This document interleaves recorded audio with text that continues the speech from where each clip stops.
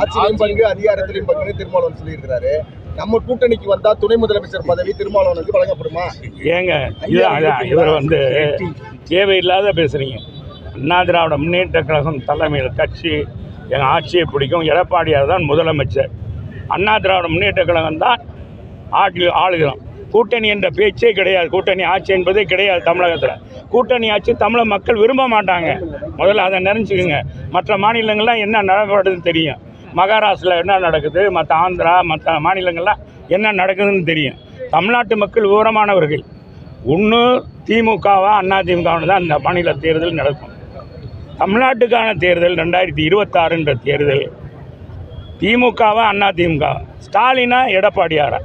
ஸ்டாலினை காட்டிலும் பன்மடங்கு இன்றைக்கி பன்முகம் கொண்ட எங்களுடைய புரட்சி தமிழர் எடப்பாடியார் சிறந்த நிர்வாகி, ஏழை எளிய மக்களுடைய பிரதிநிதியாக இருக்கிறார்.